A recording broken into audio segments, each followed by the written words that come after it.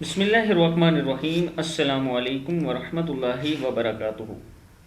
عابد رضا channel کی طرف سے آج میں آپ کو بہت ہی پیاری چیز پڑھنا سکھاؤں گا۔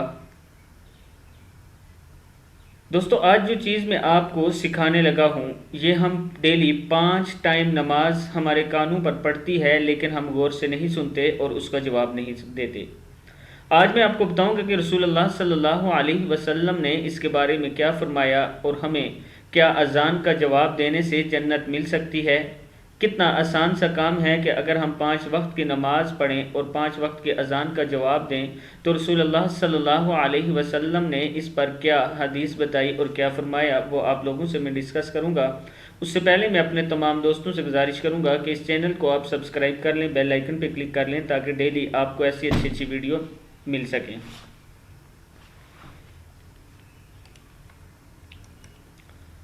اذان کا جواب اور جنت۔ رسول اللہ صلی اللہ علیہ وسلم نے فرمایا، جب مؤذن اللہ اکبر کہے تو تم میں سے جو اخلاص کے ساتھ اللہ اکبر کہے، پھر جب وہ اشہد اللہ الہ الا اللہ کہے تو یہ بھی اشہد اللہ الہ الا اللہ کہے، اور جب وہ اشہد ان محمدن رسول اللہ کیا اور جب وہ اشہد ان محمد رسول اللہ کہے تو یہ بھی اشہد ان محمد رسول اللہ کہے، جب وہ حی علی الصلاۃ کہے تو یہ بھی کہے کہ لا حول ولا قوت الا باللہ، جب وہ حی علی الفلاح کہے تو یہ لا حول ولا قوت الا باللہ کہے، پھر جب وہ اللہ اکبر کہے تو یہ بھی اللہ اکبر کہے، اور جب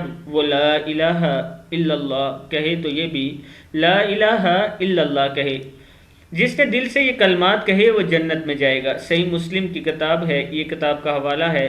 مطلب اگر آپ اذان کا جواب دیں، جو اذان آپ کے کان میں پڑتی ہے، جیسے جیسے مؤذن کہتا ہے آپ اس کا اتنی مرتبہ ہی جواب دیں، اس کا آپ کو کیا فائدہ ہوگا کہ رسول اللہ صلی اللہ علیہ وسلم کی حدیث کے مطابق آپ جنت میں جائیں گے۔ تو امید ہے کہ آج کے بعد جو ہی اذان سٹارٹ ہوگی آپ خاموش ہو جائیں گے، باتیں ختم کر دیں گے اور اذان کی طرف متوجہ ہو کر مؤذن کے جو الفاظ ہیں انہیں دہرانا ہے، ان کا جواب دینا ہے۔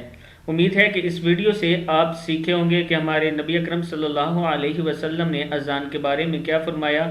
آپ کا کام اب بنتا ہے کہ اس ویڈیو کو آگے شیئر کریں تاکہ جن دوستوں کے پاس یہ علم نہیں ہے ان تک بھی پہنچ سکے۔ السلام علیکم ورحمۃ اللہ وبرکاتہ۔